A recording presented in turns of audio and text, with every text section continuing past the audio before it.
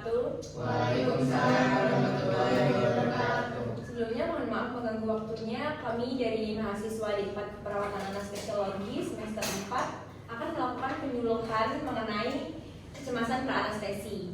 Sebelum itu, izinkan saya memperkenalkan diri terlebih dahulu. Saya Siti Dwi Puspita. Di sebelah saya ada Sandi Fujiyama, lalu Regina Salsabila, Rizky Gunariwati, dan Sharon Krista. Kepada pemateri, Sandi dan Sharon, silahkan membacakan materi.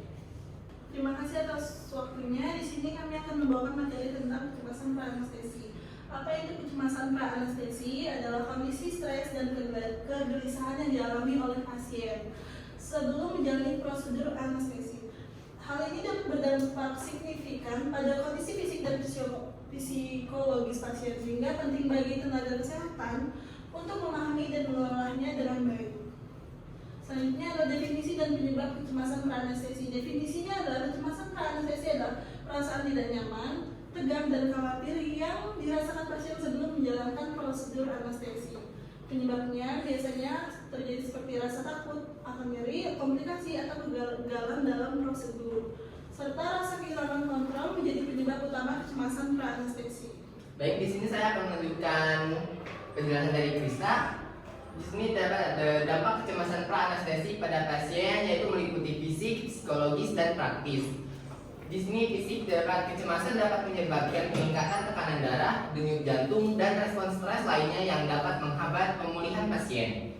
Adapun psikologis, kecemasan dapat menimbulkan rasa takut, stres, dan depresi yang dapat memperburuk kondisi pasien secara keseluruhan. Praktis, kecemasan dapat menyebabkan pasien menunda atau menolak prosedur anestesi sehingga menghambat perawatan medis. Faktor-faktor yang mempengaruhi kecemasan pra-anestesi: individu, riwayat penyakit pengalaman sebelumnya dengan anestesi, usia, dan status psikologis dapat mempengaruhi tingkat kecemasan.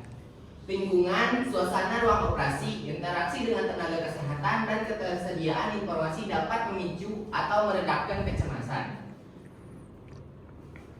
Prosedur, jenis operasi, tingkat intensitas, dan durasi prosedur dapat berdampak pada tingkat kecemasan pasien.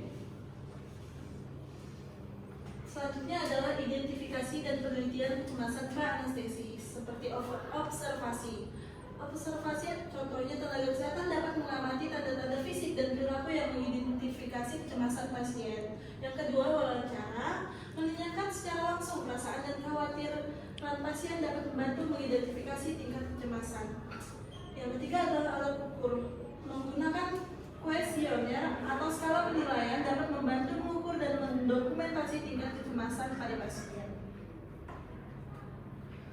Strategi manajemen kecemasan pra-anestesi. Satu, komunikasi. Tenaga kesehatan dapat membangun komunikasi yang terbuka dan empatis untuk meredakan kecemasan pasien. Dua, ada edukasi, memberikan informasi yang jelas dan akurat tentang prosedur anestesi dapat mengurangi ketidakpastian pasien. Tiga, relaksasi. Teknik relaksasi seperti pernapasan dalam dan visualisasi dapat membantu pasien mengelola kecemasan mereka. Dan empat, farmakologis. Pemberian obat anti kecemasan dapat membantu mengatasi kecemasan yang parah pada pasien. Peran tenaga kesehatan dalam mengatasi kecemasan pra-anestesi adalah identifikasi, mengenali tanda-tanda kecemasan pada pasien sejak awal. Dua, intervensi, menerapkan strategi manajemen kecemasan yang sesuai. Ketiga, kolaborasi, bekerja sama dalam tim untuk memastikan penanganan yang optimal. Baik, terima kasih kepada pemateri yang sudah menjelaskan materi kita. Selanjutnya kita akan membuka sesi tanya jawab. Apakah ada yang ingin bertanya, adik-adik? Saya Kak. Ya, sebelumnya dengan siapa ya, Dik? Nama saya Esa Amelia Putri. Oke. Apa sih Kak penyebab dari kecemasan pra-anestesi itu?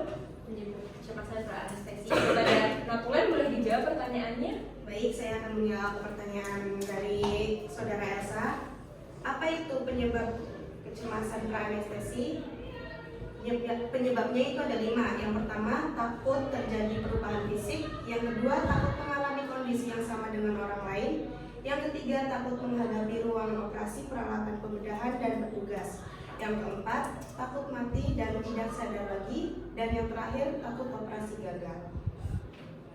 Jadi karena kita sudah di penghujung acara, saya akan mempersilakan Revina untuk menjelaskan kesimpulan materi penyuluhan ini. Baik, terima kasih Cindy. Nah, jadi kesimpulan pada materi ini adalah praanestesi adalah tahapan sebelum pasien mengalami prosedur anestesi. Nah, sebagian besar pasien yang akan menjalani operasi akan mengalami kecemasan yang disebabkan banyak ketakutan. Salah satunya takut operasi gagal. Cara mengatasinya adalah dengan menarik nafas dalam, berpikir positif, dan berdoa. Baik. Terima kasih atas perhatian adik-adik semua. Saya ucapkan terima kasih. Kami akhiri. Wassalamualaikum warahmatullahi wabarakatuh. Waalaikumsalam warahmatullahi